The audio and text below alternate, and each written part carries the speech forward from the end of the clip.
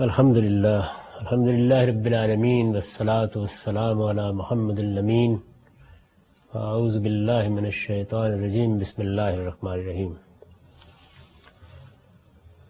خواتین و حضرات، ہم اسلام اور ریاست کے بارے میں جوابی بیانیے کا مطالعہ کر رہے ہیں۔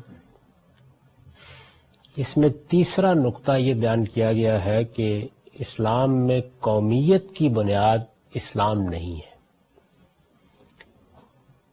یہ بحث بھی بیانیے کے اعتبار سے ایک انتہائی اہم بحث ہے۔ اس کی وجہ یہ ہے کہ ہم جس زمانے میں جی رہے ہیں اس میں اب قومی ریاستیں وجود میں آ چکی ہیں۔ ہم ایمپائر کے دور سے قومی ریاست کے دور میں داخل ہوئے ہیں۔ بعض جگہوں پر وہ اپنی کلاسیکی صورت میں ہے، بعض جگہوں پر ایک عبوری نوعیت کا نظم ابھی جاری ہے، اور بعض جگہوں کے بارے میں یہ بحث ہو سکتی ہے کہ ان کو قومی ریاست اس طریقے سے سمجھا جائے یا نہ سمجھا جائے۔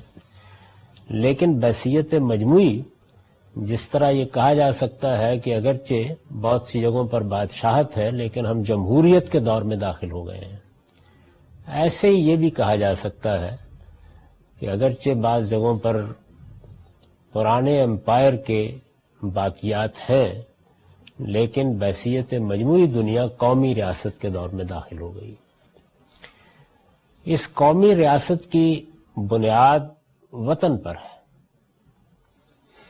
یعنی ایک علاقہ جو کسی وجہ سے اپنی ایک الگ حیت قائم کر لیتا ہے، بلکہ وجہ کے بارے میں بھی کم و بیش یہ کہا جا سکتا ہے کہ پرانے امپائر ختم ہوتے ہوتے جن جگہوں کو ایک ملک قرار دے گئے اسی کو قومیت کی بنیاد بنا لیا گیا ہے۔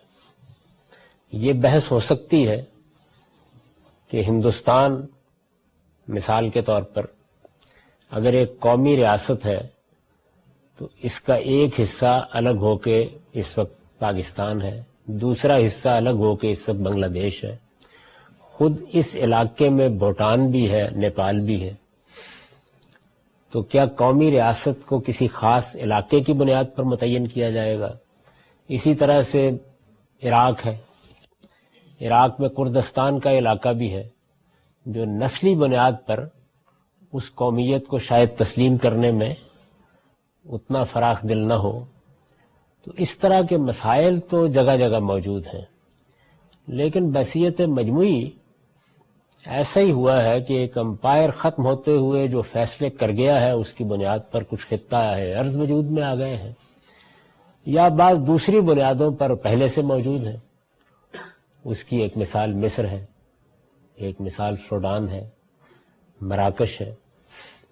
لیکن اتنی بات بالکل طے ہے کہ اب قومیت کی گویا بنیاد اصولی طور پر مان لیا گیا ہے کہ یہ وطن ہے۔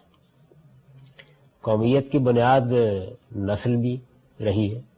ایک زمانے میں قومیں اپنی شناخت نسل ہی کی بنیاد پر کراتی تھیں، بعض اوقات ان کا کوئی ایک علاقہ بھی خاص ہو جاتا تھا، قبیلوں کی بنیاد پر بھی ان کا کوئی نظم وجود میں آتا رہا ہے۔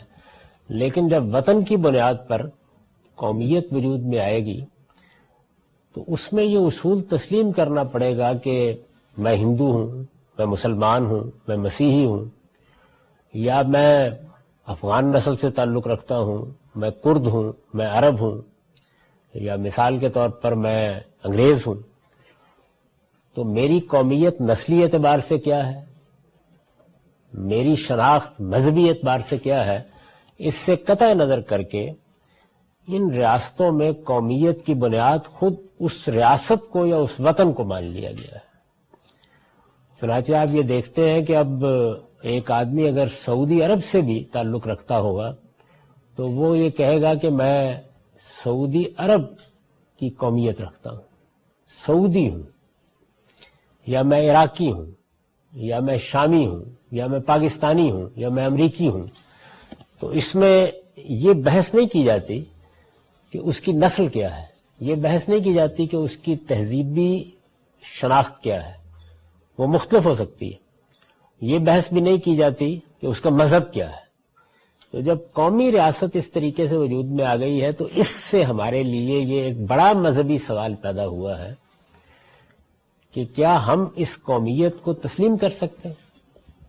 یہ آپ کے علم میں ہوگا کہ قیام پاکستان سے پہلے یہی بحث ایسا رخ اختیار کر گئی تھی کہ جس میں ہمارے دو بڑے بزرگوں کے مابین کچھ تلخی پیدا ہو گئی۔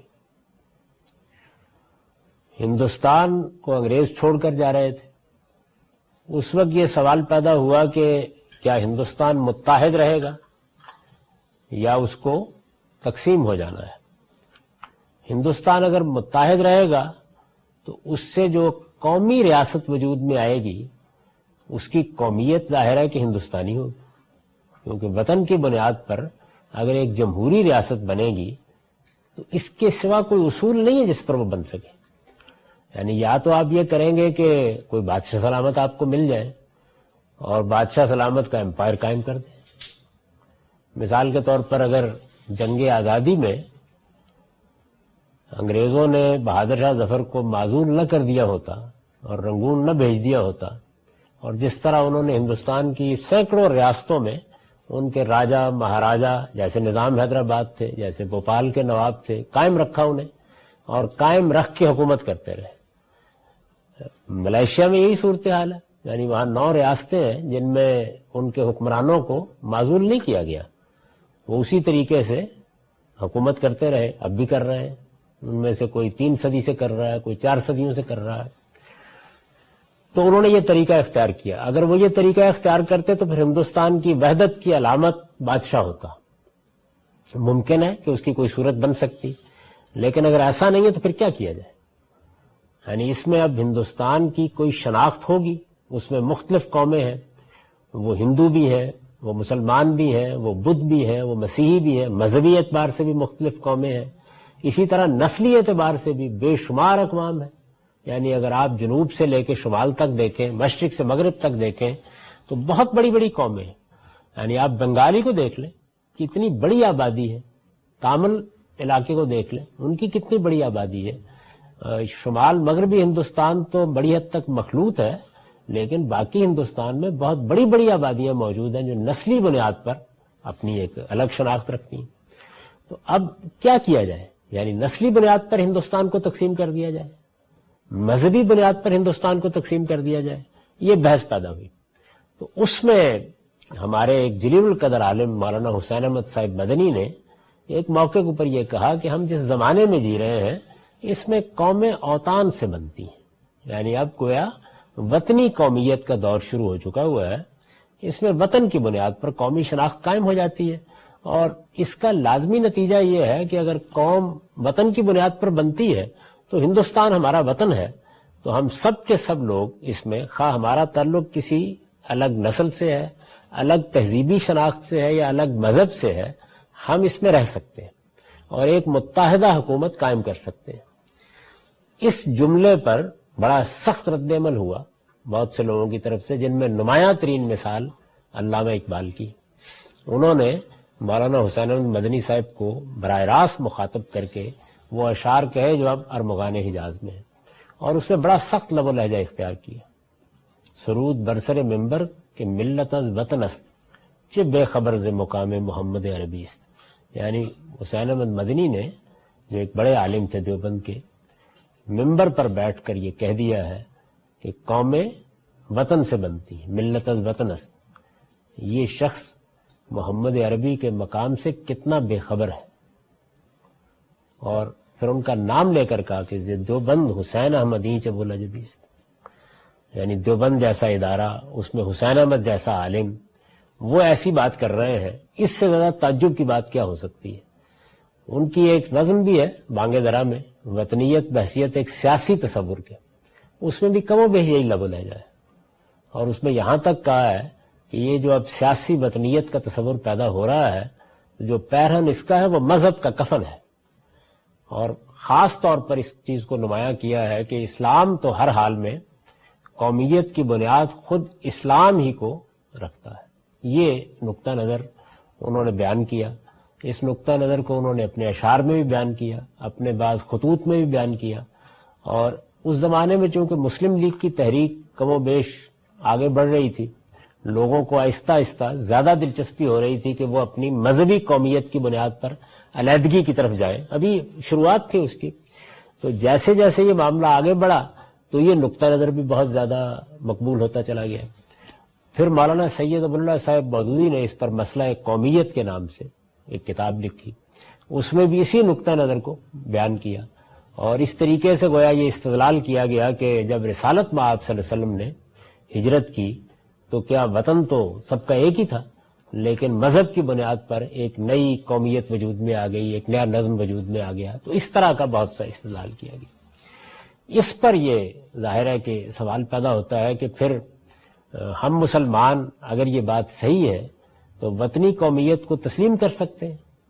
یعنی اگر یہ ہندوستان میں ممکن نہیں ہے تو امریکہ میں ممکن نہیں ہے، پھر یہ انگلستان میں بھی ممکن نہیں ہے، جرمنی میں بھی ممکن نہیں ہے، یہ کسی عرب ملک میں بھی ممکن نہیں ہے. کیونکہ جب یہ بات طے ہو گئی کہ اسلام میں قومیت کی بنیاد اسلامی ہے، یعنی مسلمان ایک قوم بھی ہے، مسلمان جس طریقے سے ایک مذہب رکھتے ہیں اس طرح اپنی اسی شناخت کے حوالے سے ایک قوم بھی ہے، مسلمان قوم جیسے کہا جاتا ہے. تو جب وہ ایک قوم بھی ہے تو پھر ظاہر ہے کہ یہ سوال نہیں پیدا ہو سکتا کہ وہ کسی اور قومی شناخت کے ساتھ اپنے آپ کو متعارف کرائیں. یہ سوال ہے جس کو میں نے یہاں موضوع بنایا ہے. اگر آپ غور کر کے دیکھیں تو یہ بات آج بھی بہت سے لوگ کہتے ہیں، اس کو آج بھی بہت سے لوگ بیان کرتے ہیں. چنانچہ خود علامہ اقبال کے صاحبزادے ڈاکٹر جاوید اقبال صاحب، ان کے حال میں انتقال ہوا ہے، انہوں نے اپنی کتاب، ان کی سوانح ہے گریباں چاک، اس میں علامہ اقبال کے نام ایک خط لکھا ہے آخر میں. انہوں نے بتایا ہے کہ ایک خط میں نے آپ کو بچپن میں لکھا تھا، آپ باہر گئے ہوئے تھے تو میں نے یہ لکھا تھا کہ میرے لیے ایک باجا لیتے آئیے، تو اس کے جواب میں آپ نے ایک نظم لکھ کے بھیج دی تھی کہ خودی نہ بیچ غریبی میں نام پیدا کر، سفال ہند سے مینا و جام پیدا کر. تو اب میں ایک دوبارہ خط لکھ رہا ہوں، مجھے نہیں معلوم اس کا کیا جواب ملے گا. اس میں انہوں نے وہ سارے سوالات اٹھا دیے ہیں جو قومیت کے اس تصور سے پیدا ہوتے ہیں. ظاہر ہے کہ اگر قومیت اسلامی ہے تو پھر جو 15-20 کروڑ بلکہ اس سے بھی زیادہ لوگ اب ہندوستان میں ہیں، ان کی قومی شناخت کیا ہے؟ وہ تو اپنے آپ کو انڈین کہہ رہے ہیں، ہندوستانی کی حیثیت سے متعارف کرا رہے ہیں. اس وقت دنیا بھر میں مسلمان اطمینان کے ساتھ اٹھتے ہیں، وہ دوسرے ممالک میں جاتے ہیں، وہاں کی شریعت حاصل کر لیتے ہیں، پھر وہ امریکی کہلاتے ہیں، وہ برطانوی کہلاتے ہیں، وہ جرمن کہلاتے ہیں. یعنی قومیت کے لحاظ سے، وطنی قومیت کے لحاظ سے تو وہ اپنی شناخت اسی لحاظ سے قائم کرتے ہیں. تو کیا یہ سب کسی کفر کا ارتکاب ہے جو کیا جا رہا ہے؟ کیونکہ اگر اس بات کو مان لیا جائے کہ اسلام میں قومیت کی بنیاد بھی اسلامی ہے تو پھر تو میری شناخت امریکی نہیں ہو سکتی. یعنی امریکی شناخت پھر میرے پاسپورٹ میں نیشنلٹی کے خانے میں نہیں آ سکتی. اگر مجھ سے یہ پوچھا کہ تم رہتے کہاں ہو تو رہتے کہاں ہو، تو ہمارے ہاں پنجاب میں لوگ عام طور پر ان سے پوچھا جائے کہ آپ کا وطن کون سا ہے تو وہ اس کا جواب دیا کرتے تھے کہ میرا وطن تو داؤد ہے، یا میرا وطن تو چک فلاں ہے. یعنی ان کے ہاں تو وطن اس دائرے میں محدود چیز تھی. اس لحاظ سے اب جیسے چاہے تعارف کرا دے، میرا وطن امریکہ ہے. لیکن جب آپ اپنے پاسپورٹ میں یہ اظہار کرتے ہیں کہ میں امریکی ہوں یا میری نیشنلٹی یہ ہے، میری شہریت یہ ہے، تو آپ اپنی قومیت کا اظہار کر رہے ہوتے ہیں. تو ڈاکٹر جاوید اقبال نے بھی یہ سوال اٹھایا ہے کہ 15 اگست 1947 کو ہم مسلمان تھے یا پاکستانی تھے؟ یعنی اگلے دن تو ہم نے اپنی شناخت دوسری تبدیل کر لی، اور اب اس کے بعد پھر اگر یہ شناخت ہے تو پھر افغانی کیوں ہے، پھر ایرانی کیوں ہے، پھر عرب کیوں ہے؟ یعنی حقیقت کیا ہے، کیا راستہ اختیار کرنا چاہیے؟ اس کا ایک تو وہ طریقہ ہے جو بالعموم لوگ ہمارے اختیار کرتے ہیں، اور جو اوپر ہم نے بحث کی تھی دوسرے نقطے کے ذیل میں، اس کو بھی ساتھ متعلق کر لیجئے. اور وہ یہ ہے کہ یہ تو اصل میں ایک استعمار نے ہماری تقسیم کر دی ہے. اصلاً تو ہمیں ایک عالمی خلافت قائم کرنی ہے، اور مسلمان ہونے کی بنیاد پر وہ خلافت ہی ہمارا اصل نظم بنے گی، اور ظاہر ہے کہ پھر وہی شناخت بھی ہوگی.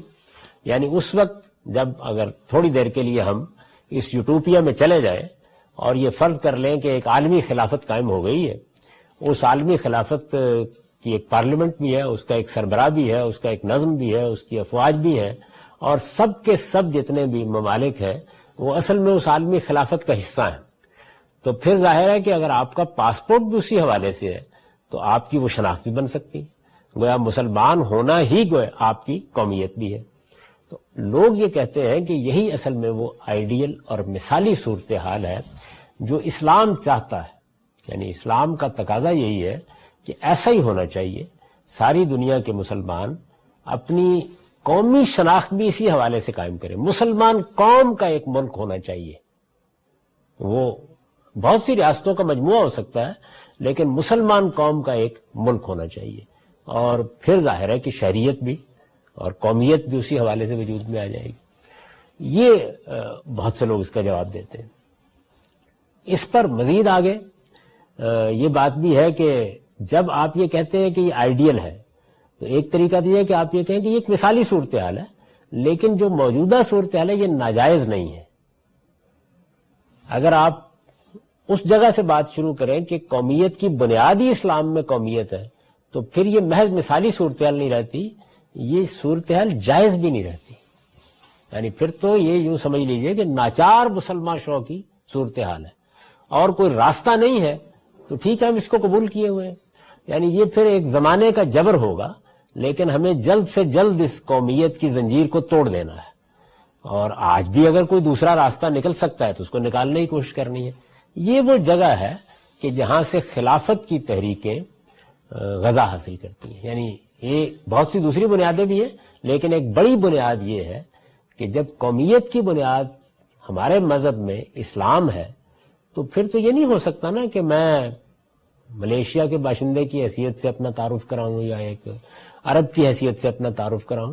یہ ایک واقعے کا بیان تو ہو سکتا ہے کہ میں وہاں رہتا ہوں، لیکن وہ میری قومیت نہیں ہو سکتی، تو مجھے اپنی اصل قومیت ہی کی بنیاد پر اپنا تعارف کرانا چاہیے۔ یعنی اگر مجھ سے کوئی پوچھے تمہارا مذہب کیا ہے تو اس کا جواب بھی یہ ہونا چاہیے کہ اسلام، اور اگر مجھ سے کوئی پوچھے کہ تمہاری قوم کیا ہے، نیشنلٹی کیا ہے، تو اس کا جواب بھی یہ ہونا چاہیے کہ مسلمان، یعنی پھر تو کوئی اور شناخت نہیں ہو سکتی نا۔ باقی شناختیں اس لحاظ سے نہیں پیش کی جا سکتی، وہ ایک بیان واقعہ کے طور پر پیش کی جا سکتی ہیں۔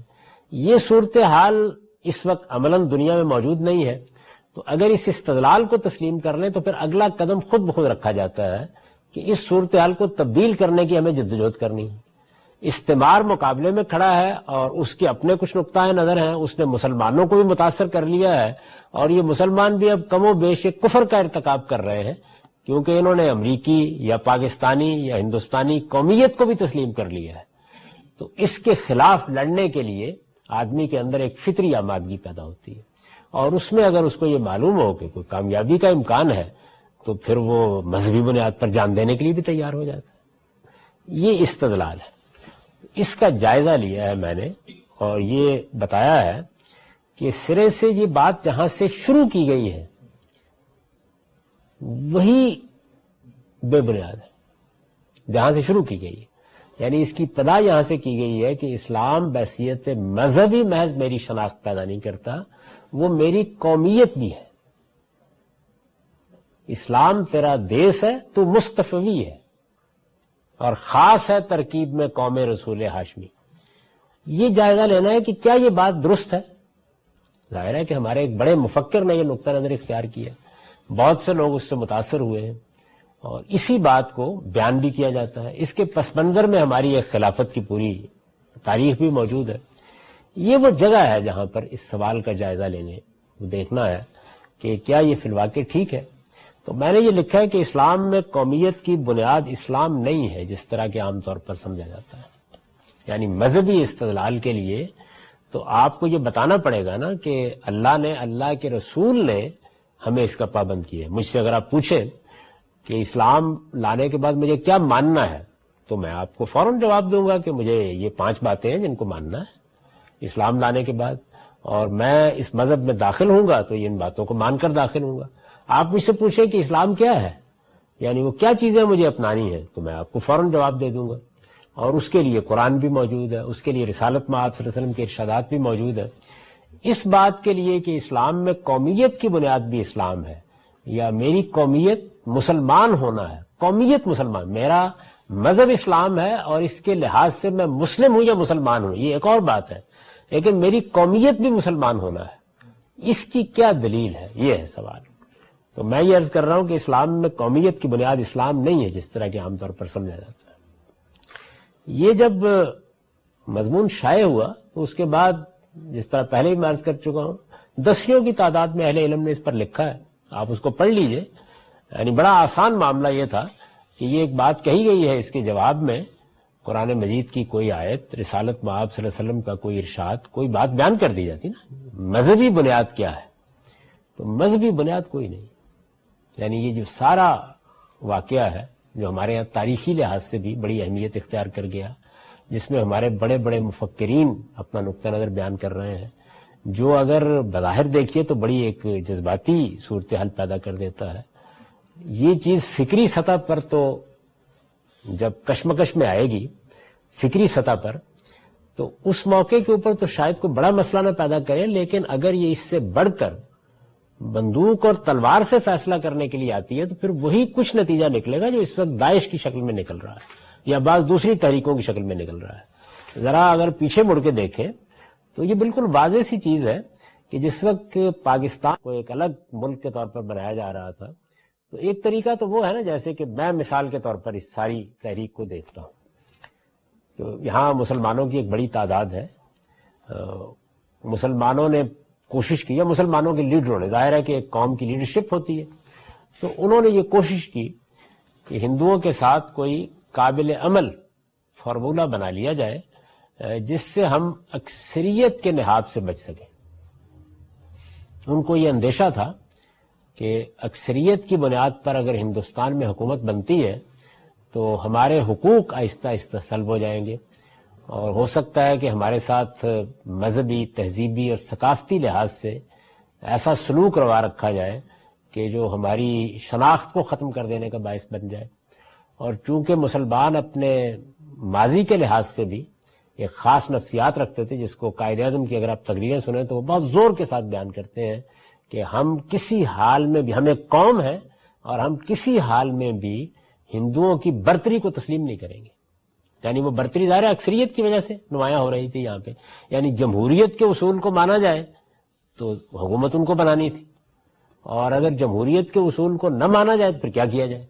تو انہوں نے اس کے لیے بہت سے اقدامات کیے، 14 نکات بہت شہرت رکھتے ہیں جناح صاحب کے، ان کی بنیاد پر بھی یہ کوشش کی گئی کہ کوئی راستہ نکلا ہے، لیکن کوئی راستہ نہیں نکلا۔ جب راستہ نہیں نکلا تو جو بنیاد قائم کی گئی وہ ایک سیاسی چیز ہے کہ ہم اس وقت اپنی ایک خاص شناخت رکھتے ہیں، اس خاص شناخت میں ہماری تہذیب بھی ہے، ہماری ثقافت بھی ہے، ہماری معاشرت بھی ہے، ہمارے مذہبی نقطہ نظر بھی ہے، ان کی بنیاد پر ہماری ایک الگ شناخت ہے، اور اس شناخت کو ہم دیکھ رہے ہیں کہ وہ یہاں پہ مجروح ہوگی۔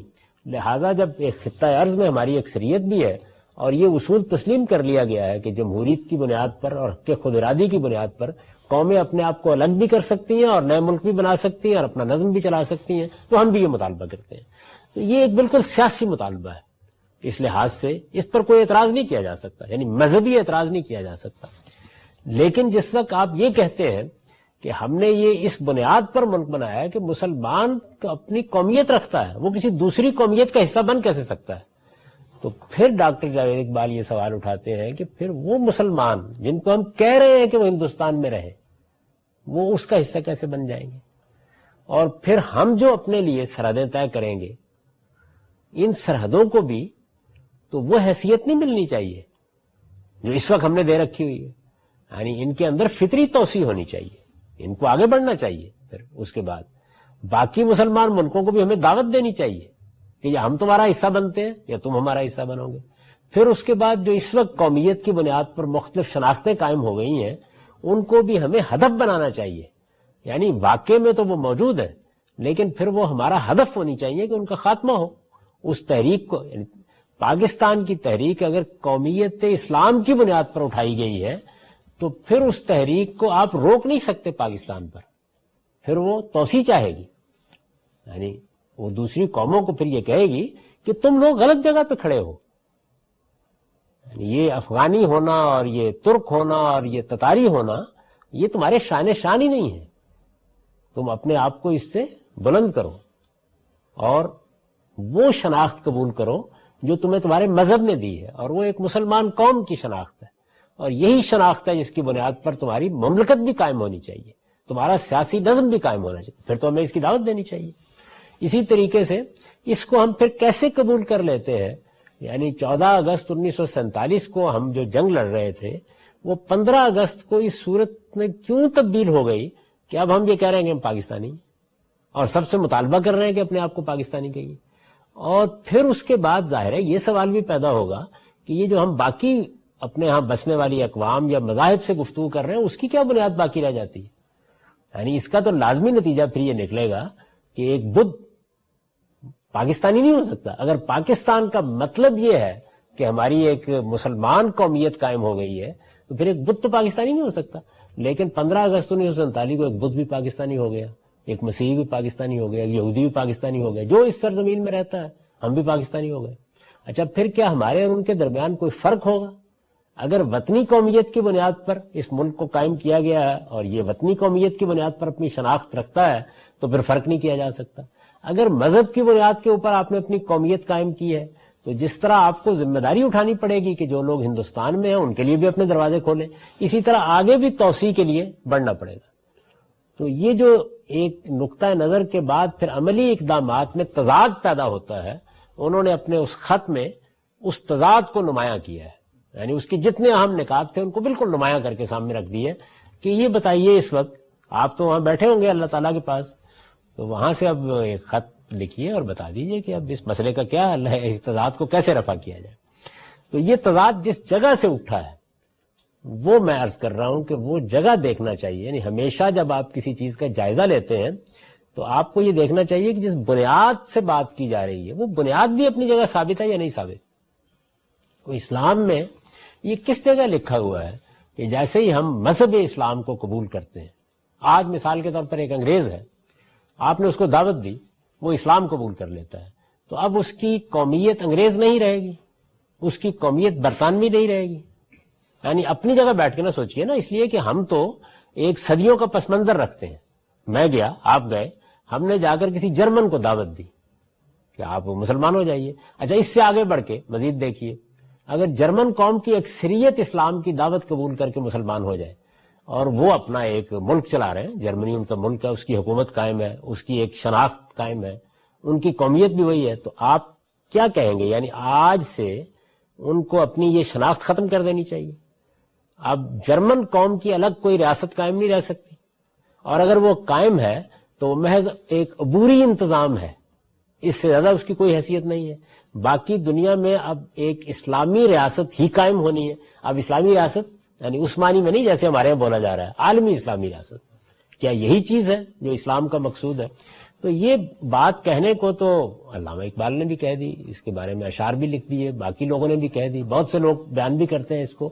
لیکن جب اس کو آپ زمین پر لا کر دیکھتے ہیں تو سب سے پہلا سوال یہ اٹھتا ہے کہ کیا ایسا اسلام نے پابند کیا ہے؟ یعنی اللہ تعالیٰ نے ہم کو یہ کہا ہے کہ جیسے ہی کوئی آدمی مسلمان ہو، یعنی ابھی تک تو یہ ثابت نہیں کیا جا سکا کہ اگر کوئی جوزف مسلمان ہو جائے تو اس کو یوسف بننا ہے، یہ لازم ہے. ہمارے ہاں تو نام بھی آپ کوئی دینی استدلال نہیں کر سکتے کہ اسے تبدیل کرنا ہے. ایک آدمی جارج ہے، وہ اپنا نام یہی رکھتا ہے، مسلمان ہونے کے بعد تبدیل کریں گے.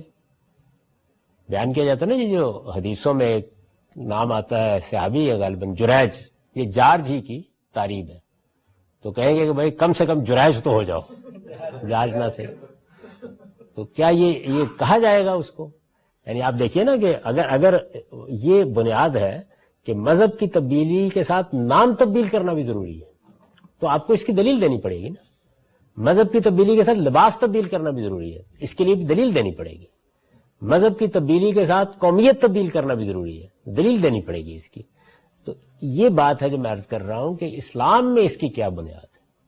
یہ بات مجھے اچھی لگ سکتی ہے، علامہ اقبال کے اشعار کی میں داد دے سکتا ہوں، لیکن میں بھی پوچھنے کی جسارت تو کروں گا کہ یہ جو بات آپ فرما رہے ہیں اس کے پیچھے استدلال کیا ہے.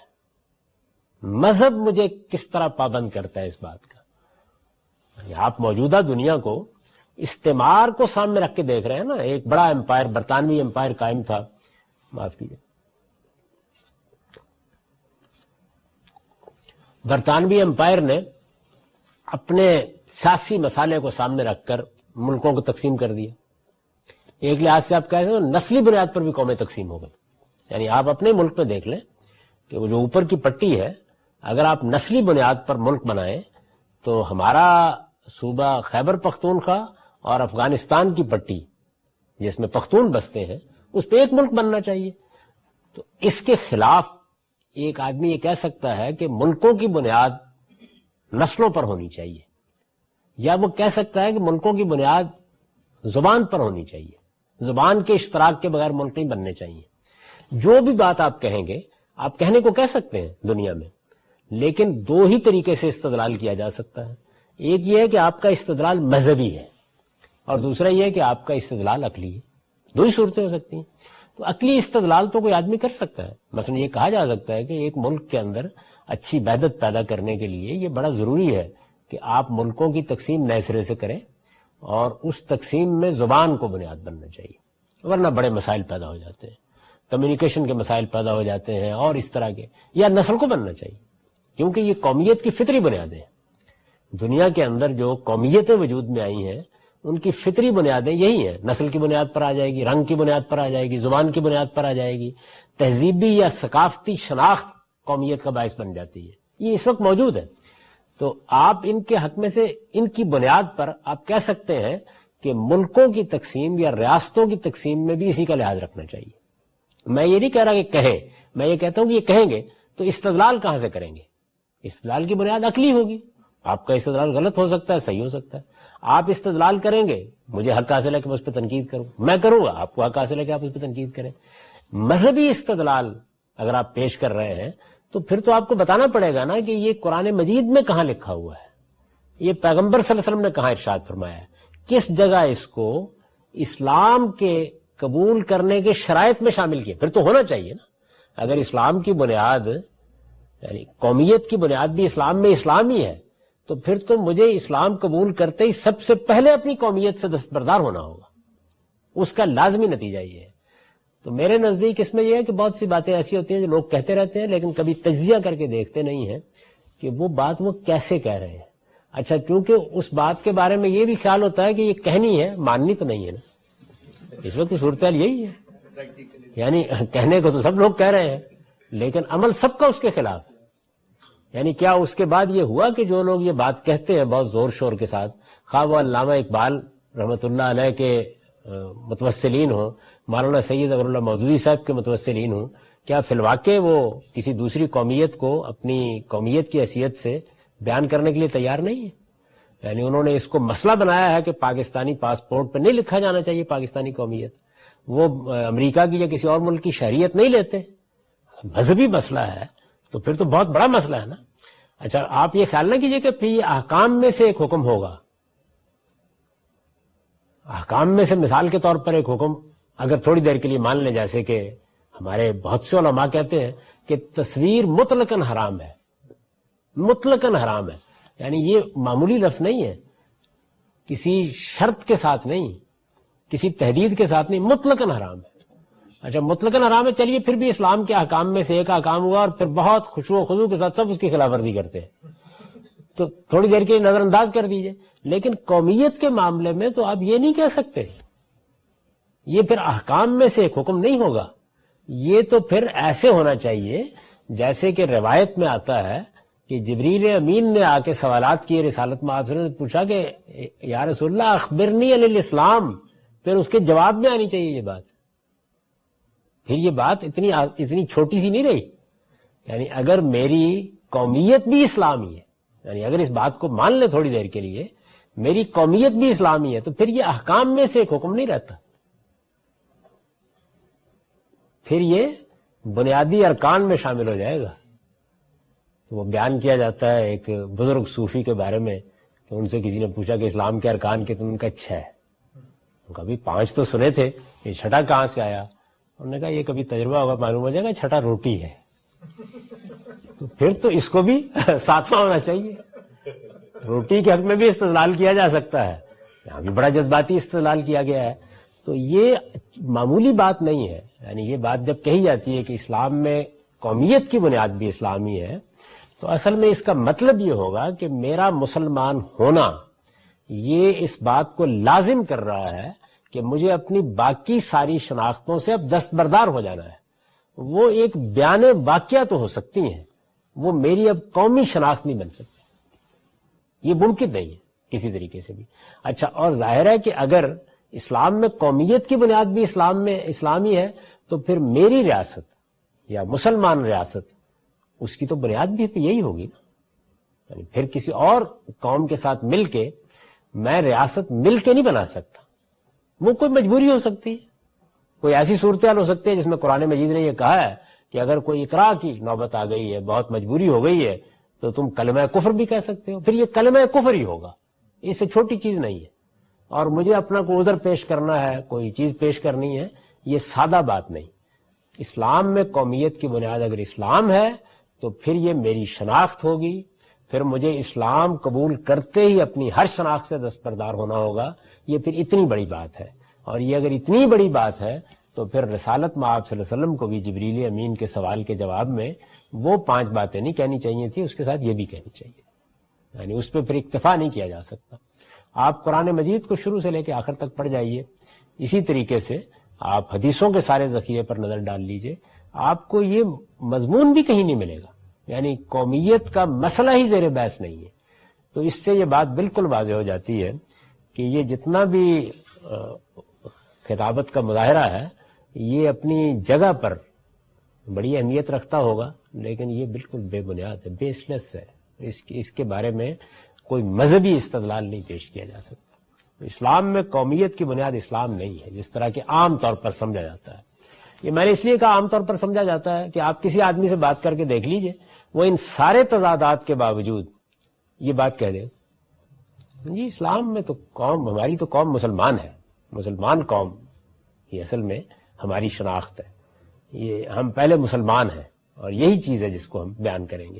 اس کے بعد باقی چیزیں تو بس ایک واقعہ ہے جس کا ہم کبھی کبھی اظہار کر دیتے ہیں. تو یہ بالکل بے بنیاد بات ہے جیسے کہ عام طور پر سمجھا جاتا ہے. قرآن و حدیث میں کسی جگہ یہ نہیں کہا گیا کہ مسلمان ایک قوم ہے. یعنی ایک تو یہ نا حکم دیا جاتا, ایک یہ کہ اسلام کی بنیاد قرار دیا جاتا, جیسے کہ میں نے عرض کیا ہے اسلام کی بنیاد قرار دیا جاتا تو پھر تو بڑی غیر معمولی بات ہوتی اور وہی ہونی بھی چاہیے تھی. اگر ایسا ہوتا حکم ہی دے دیا جاتا کسی جگہ, ایسا بھی نہیں. یعنی اگرچہ وہ بات پھر اتنی غیر معمولی نہ ہوتی, لیکن بہرحال اللہ کے احکام میں سے ایک حکم ہوتا, اللہ کے پیغمبر کے ارشادات میں سے ایک واجب الاطاعت بات ہوتی, لیکن ایسا بھی نہیں. قرآن و حدیث میں کسی جگہ یہ نہیں کہا گیا کہ مسلمان ایک قوم ہے یا انہیں ایک ہی قوم ہونا چاہیے. نہ یہ کہا گیا ہے کہ مسلمان ایک قوم ہے, نہ یہ کہا گیا ہے کہ اسلام میں قومیت بھی شامل ہے, نہ یہ کہا گیا ہے کہ ان کو ایک قوم ہونا چاہیے. ان میں سے کوئی بات نہیں کہی گئی, بلکہ یہ کہا گیا ہے کہ انما المومنون اخوہ, مسلمان آپس میں بھائی بھائی. یہ بالکل ایک دوسری تعبیر ہے اور یہی صحیح تعبیر ہے. یہ تعبیر خود قرآن مجید نے اختیار کی ہے اور اس جگہ اختیار کی ہے جہاں وہ مسلمانوں کے اندر ایک ربط مذہب کی بنیاد پر پیدا کرنا چاہتا ہے. یعنی یہ معلوم ہے نا کہ یہ جو انما المومنون اخوہ کی آیت ہے یہ سورہ حجرات میں آئی ہے, اور اس موقع پر قرآن مجید کو اگر آپ تدبر کے ساتھ پڑھیں تو گویا مسلمان رسالت مآب صلی اللہ علیہ وسلم کے بعد جن چیزوں سے دوچار ہونے والے ہیں ان کو موضوع بحث بنا رہا ہے. یہ بتا رہا ہے کہ ان کی اجتماعیت کیسی ہونی چاہیے, ان کے باہمی روابط کیسے ہونے چاہیے, ان کو ایک دوسرے کے معاملے میں کیا رویہ اختیار کرنا چاہیے, ان میں اگر کوئی لڑائی جھگڑا ہو جائے, جنگ ہو جائے, اس میں کیا طریقے اختیار کرنے چاہیے. یہ ساری چیزیں اس میں زیر بحث ہے. اس میں یہ بیان کیا گیا کہ انما المومنون اخوہ, مسلمان آپس میں بھائی بھائی, یعنی اخوت کا رشتہ ہے میرے درمیان اور ایک عرب کے درمیان, میرے درمیان اور ملایا کے ایک فرد کے درمیان, میرے درمیان اور ایک امریکی کے درمیان. جب وہ مسلمان ہوتا ہے تو وہ نسل کے اعتبار سے جس قوم سے بھی تعلق رکھتا ہو, وہ شہریت جس ملک کی بھی رکھتا ہو, یہ میرا کنسرن نہیں ہے مذہبی لحاظ سے. لیکن وہ میرا بھائی بن گیا ہے. یعنی بھائی ہونے کا کچھ مطلب ہوتا ہے. جب میں کہتا ہوں کہ آپ میرے بھائی ہیں تو ایک تو اس کا وہ پہلو ہے جس کا تعلق کسی شخص کے نسب سے. یعنی ایک آدمی اسی کی ماں کے بطن سے پیدا ہوا ہے, اسی کے باپ کے صلب سے پیدا ہوا ہے تو ہم اس کو بھائی کہتے ہیں. لیکن وہ جو تعلق پیدا ہوتا ہے وہ تعلق جب مجازی تعبیر اختیار کرتا ہے تو اس کا بھی کچھ مطلب ہوتا ہے جس کو ہم جانتے ہیں. تو میں نے اس کی وضاحت کی. بلکہ یہ کہا گیا کہ انما المومنون اخوہ, مسلمان آپس میں بھائی بھائی ہیں. قرآن کی روح سے مسلمانوں کا باہمی رشتہ قومیت کا نہیں بلکہ اخوت کا ہے. یعنی ہمیں ایک قوم نہیں بنایا گیا ہے مذہبی لحاظ سے, ہمیں اخوت کے رشتے میں باندھا گیا ہے. وہ دسیوں اقوام, ممالک اور ریاستوں میں تقسیم ہونے کے باوجود ایمان کے رشتے سے ایک دوسرے کے بھائی ہیں. یعنی ایک رشتہ ہمارے درمیان قائم ہو گیا. جیسے ہی میں مسلمان ہوا یا جیسے ہی ایک انگریز مسلمان ہوا تو میرے اور اس کے درمیان اگرچہ ملک کا رشتہ نہیں ہے, اگرچہ قوم کا رشتہ نہیں ہے, اگرچہ زبان کا رشتہ نہیں ہے, لیکن ایک رشتہ قائم ہوا ہے, وہ ایمان کا رشتہ ہے. ایمان کے رشتے سے ایک دوسرے کے بھائی ہیں. اس لیے یہ تقاضا تو ان سے کیا جا سکتا ہے اور کرنا چاہیے کہ وہ اپنے بھائیوں کے حالات کی خبر رکھیں, ان کی مصیبتوں اور تکلیفوں میں ان کے کام آئیں, وہ مظلوم ہوں تو ان کی مدد کریں. یہ دیکھیے سب اخوت کے تقاضے ہیں, اور یہ ایک لفظ استعمال کر کے قرآن مجید نے پیدا کر دیے, سب کے سب پیدا کر دیے. یعنی میں نے لکھا ہے کہ اس لیے یہ تقاضا تو ان سے کیا جا سکتا ہے اور کرنا چاہیے. جب میں کہتا ہوں کہ میں ایمان کے رشتے میں بندھا ہوا ہوں ایک عرب کے ساتھ, یا عرب میرے ساتھ, یا ایک مراکشی میرے ساتھ اور میں ایک مراکشی کے ساتھ, تو یہ تقاضا کرنا چاہیے مجھ سے بھی اور اس سے بھی کہ وہ اپنے بھائیوں کے حالات کی خبر رکھیں. یعنی یہ تو نہیں ہو سکتا کہ آپ کسی کو کہیں تم میرے بھائی ہو اور وہ کسی مصیبت میں گرفتار ہو اور آپ اس سے بے نیاز بیٹھے رہیں. اپنے بھائیوں کے حالات کی خبر رکھیں, ان کی مصیبتوں اور تکلیفوں میں ان کے کام آئیں. مصیبت اور تکلیف کسی شخص پر آئی ہے تو ایک انسانیت کا رشتہ ہے. تو وہاں بھی دیکھیے نا کہ یہ تو نہیں کہا جاتا کہ ہم سب کے سب اب ایک باپ کی اولاد ہو گئے آج. یعنی یہ تو ٹھیک ہے کہ آدم اور حوا کی ہم اولاد ہیں, لیکن اس رشتے سے ہم انسانیت کے ایک رشتے میں بن جاتے ہیں. تو وہاں بھی ہم سے تقاضا کیا جاتا ہے کہ ایک دوسرے کی مدد کریں, اس کی مصیبت میں کام آئے, اس کی تکلیف میں کام آئے, کیا جائے گا. وہ مظلوم ہو تو ان کی مدد کریں. معاشی اور معاشرتی روابط کے لیے ان کو ترجیح دیں. یعنی ایک تو روابط کی بنیاد میرٹ ہے, وہ تو ہر حال میں رہنی چاہیے, لیکن جہاں میرٹ کا سوال نہ ہو وہاں پر ظاہر ہے کہ آپ کو رابطے پیدا کرنے ہوتے ہیں, وہ آپ کا انتخاب و اختیار ہوتا ہے. اس میں بھی آپ کہہ سکتے ہیں کہ بھئی میرا مسلمان بھائی ہے, میں نے مثال کے طور پر شادی کرنی ہے تو میں اس کو ترجیح دوں گا. مجھے مثال کے طور پر کوئی کاروبار کرنا ہے تو میں اس کو ترجیح دوں گا. معاشی اور معاشرتی روابط کے لیے ان کو ترجیح دیں اور ان پر اپنے دروازے کسی حال میں بند نہ کریں. یعنی یہ اس وقت دروازے بند کیے گئے ہیں, لیکن یہ اخوت کا تقاضا ضرور ہے کہ یہ بند نہ کیے جائیں. مگر یہ تقاضا نہیں کیا جا سکتا کہ اپنی قومی ریاستوں اور قومی شناخت سے دستبردار ہو کر لازماً ایک ہی قوم اور ایک ہی ریاست بن جائے. یعنی نہ یہ تقاضا مذہب نے کیا ہے کہ تمہاری قومیت ایک ہونی چاہیے, نہ یہ تقاضا کیا کہ تمہاری ریاست ایک ہونا چاہیے. مذہبی تقاضا نہیں ہے. یعنی کسی ضرورت کے تحت کسی دنیاوی مسئلے کو حل کرنے کے لیے آپ نے مسلمان قوم کی بنیاد پر کوئی فیصلہ کر لیا. ایک شناخت بن چکی ہے ہماری, اب مسلمان قوم ہے, شناخت بن چکی ہے, میں اس کا انکار نہیں کر رہا. یہ مذہب نے بنائی ہے یا مذہب کہتا ہے کہ بننی چاہیے, اس کا انکار کر رہا. وہ تو موجود ہے, ایک واقعہ ہے, آپ اس کی بنیاد پر کوئی اقدام کرنا چاہتے ہیں. میں یہ کہتا ہوں آپ یہ کہتے ہیں کہ ہم مسلمان مل کے اپنی ایک حکومت بنانا چاہتے ہیں, اچھی بات ہے, کوئی قابل اعتراض بات نہیں, ضرور بنائیے. آپ کہتے ہیں کہ دنیا کے اندر اگر یونائٹڈ اسٹیٹس آف امریکہ وجود میں آ سکتی ہے تو یونائٹڈ اسلامک اسٹیٹس کیوں نہیں وجود میں آ سکتی؟ اگر سارک کے ممالک اپنے درمیان ایک اتحاد پیدا کر سکتے ہیں, یورپی یونین ایک اتحاد پیدا کر سکتی ہے, تو آپ بھی کر لیجئے. لیکن اس کو مذہب کی بنیاد پر تو آپ کو ثابت کرنا پڑے نا کہ یہ آپ کے دین کا تقاضا ہے, مذہب کا تقاضا ہے. اپنی قومی ریاستوں اور قومی شناخت سے دستبردار ہو کر لازماً ایک ہی قوم اور ایک ہی ریاست بن جائے, یعنی یہ تقاضا نہیں کیا جا سکتا. وہ جس طرح اپنی الگ الگ قومی ریاستیں قائم کر سکتے ہیں, اسی طرح دین و شریعت پر عمل کی آزادی ہو تو غیر مسلم ریاستوں میں شہری کی حیثیت سے اور وطن کی بنیاد پر ایک قوم بن کر رہ بھی سکتے ہیں، یعنی ان میں کوئی رکاوٹ نہیں پھر پیدا ہوتی. پہلی بات کو آپ مانیے تو ان میں سے کچھ نہیں ہونا چاہیے. یعنی اگر آپ یہ مان لیں کہ میرا مذہب مجھ سے تقاضا کرتا ہے کہ میری قومیت بھی اسلام ہے، تو پھر اس کے لازمی نتیجے کے طور پر میری شناخت وہی ہونی چاہیے، پھر میری ریاست اسی بنیاد پر وجود میں آنی چاہیے، اور پھر ظاہر ہے کہ میرے پاس اس کی بھی کوئی گنجائش باقی نہیں رہتی کہ میں کسی دوسری ریاست کا شہری بنوں. صرف پھر وہ استقراری میں ہو سکتا ہے، میں وہاں پڑا ہوا ہوں، پھر مجھے اصل میں تو ہجرت ہی کرنی ہے. اور جو لوگ ایک مسلمان ریاست قائم کر چکے ہیں ان پر بھی لازم ہو جائے گا کہ انہوں نے میرے لیے اپنے دروازے کھول لیں تاکہ میں اپنی قومیت کے لحاظ سے اپنی قوم کی ریاست میں جا. آپ کہتے ہیں نا کہ اگر ایک امریکی ہے تو وہ پیدائشی حق رکھتا ہے امریکہ میں داخل ہونے کا. میں ایک پاکستانی ہوں تو پاکستانی ہونے کی حیثیت سے پاکستان اپنے دروازے مجھ پر بند نہیں کر سکتا، تو پھر ظاہر ہے کہ اس کا لازمی نتیجہ ہی نکلے گا. تو دین و شریعت پر عمل کی آزادی ہو تو غیر مسلم ریاستوں میں شہری کی حیثیت سے اور وطن کی بنیاد پر ایک قوم بن کر رہ بھی سکتے ہیں. پھر ان میں سے کوئی چیز نہیں ہے کہ جس کو آپ ناجائز کہیں، ان میں سے کوئی چیز قرآن و حدیث کی روح سے ناجائز نہیں ہے، پھر آپ کو یہ ماننا پڑے گا. یہ ساری بحث اس وقت جو صورتحال درپیش ہے اس میں بڑی غیر معمولی اہمیت کی حامل ہے. اس وقت مسلمانوں کے 55 سے زیادہ ممالک دنیا میں قائم ہیں، اور یہ در حقیقت دور حاضر کی تعبیر کے مطابق ان کی قومی ریاستیں بن چکی ہیں.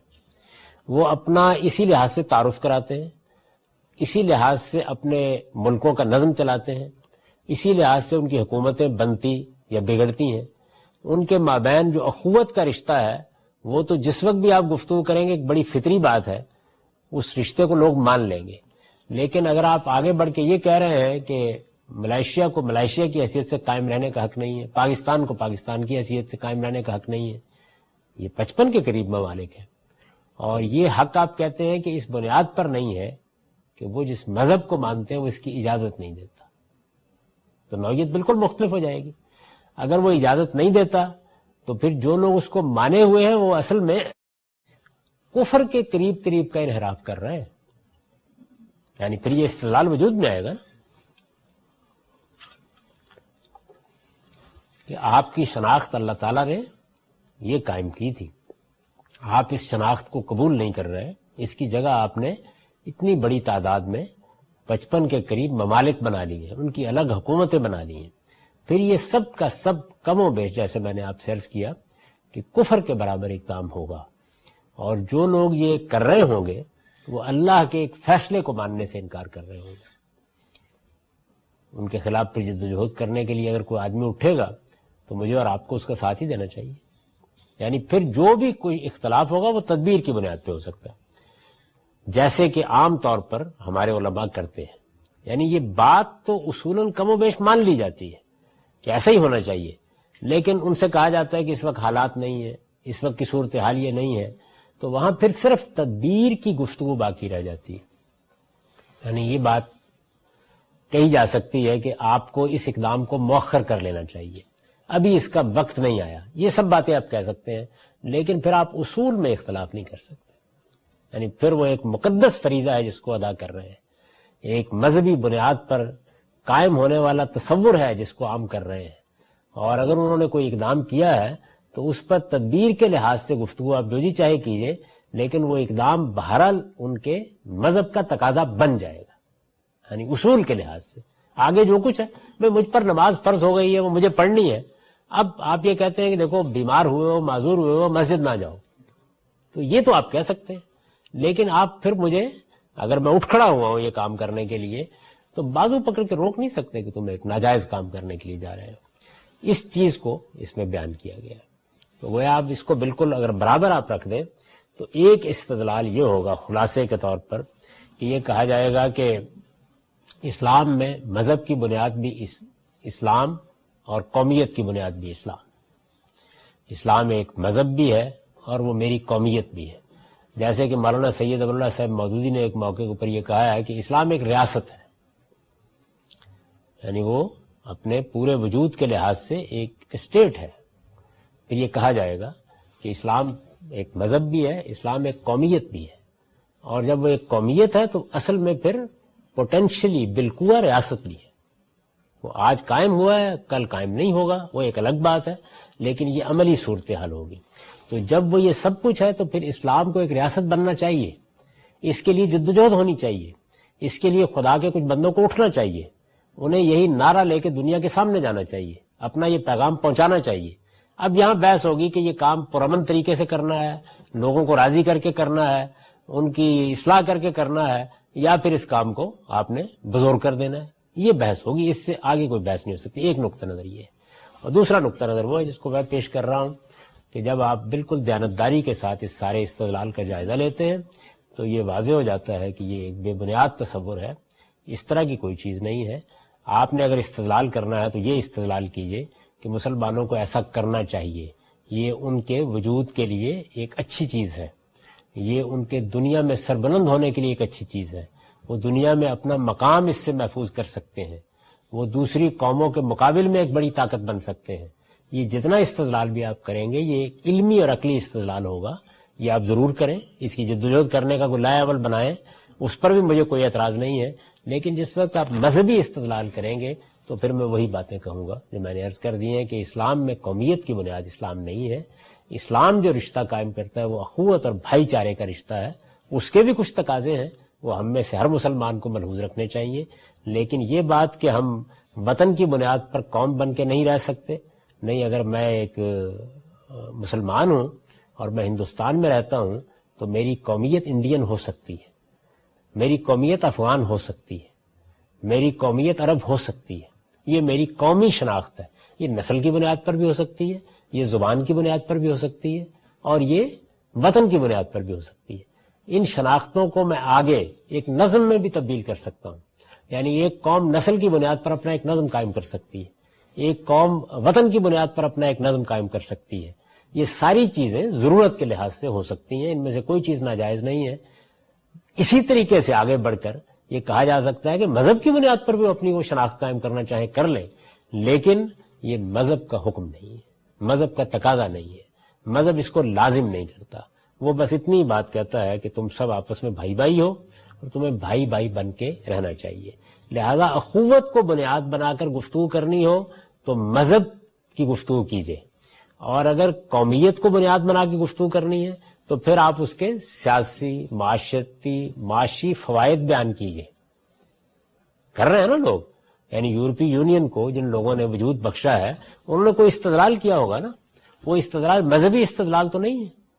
تو آپ بھی اگر یہ کہتے ہیں کہ سارے مسلمان ملکوں کی ایک ریاست قائم ہو جانی چاہیے، ایک یونائٹڈ اسلامک اسٹیٹس وجود میں آ جانا چاہیے، اس کے لیے استدلال کیجئے، لیکن اسی طرح کا استدلال جیسے یورپی یونین قائم کرنے والے کر رہے ہیں. اس سے مختلف استدلال آپ کریں گے تو پھر اس سے اختلاف کیا جائے گا. تو یہ تیسرا نقطہ.